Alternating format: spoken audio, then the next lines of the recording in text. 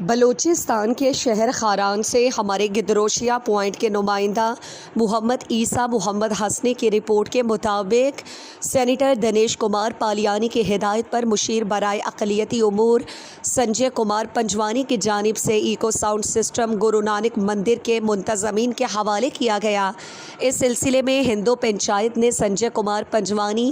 روی کمار پہوجا کا شکریہ ادا کرتے ہوئے ان دونوں ایم پی ایز کی وجہ سے اقلیتی برادری کے بہت سے مسائل حل ہو رہے ہیں۔ پنچایت نے مندر اور چرچ کو سولر سسٹم دینے، ہندو محلہ میں اسٹریٹ لائٹس کی اسکیم دینے پر بھی سنجے کمار پنجوانی اور روی کمار پہوجا کا شکریہ ادا کیا۔ اس موقع پر چودھری آنند لال، چودھری سنیل کمار، راجندر کپور، چندر کمار،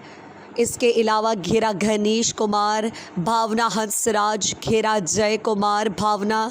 چندر کپور مہاراج، مہیش کمار اور دیگر بھی موجود تھے۔ مزید اس حوالے سے اقلیتی برادری کے رہنما سابق کونسلر چودھری سنیل کمار اپنے تاثرات بیان کر رہے ہیں۔ ہم مشیر برائے اقلیتی امور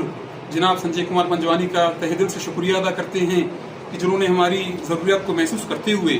ہمارے مندر کو سولر سسٹم پرووائڈ کیا۔ اس کے علاوہ ان کا ہمیشہ سے ہماری برادری اور پنچایت اور شہر کے ساتھ ایک تعلق رہا ہے۔ ہماری مندر کو سولرائز کرنے میں اور ہندو محلے کو اسٹریٹ لائٹس دینے میں بھی ان کا ایک اہم کردار رہا ہے۔ ہم ہندو پنچایت کی طرف سے جناب دنیش کمار پالیانی، سنجے کمار پنجوانی اور روی کمار پہوجا کا تہہ دل سے شکریہ ادا کرتے ہیں، اور ان سے ہم یہ امید رکھتے ہیں کہ وہ آئندہ بھی ہماری کمیونٹی، ہمارے محلے اور ہمارے مندر کے لیے اور ہندو برادری کے اسکالرشپ وغیرہ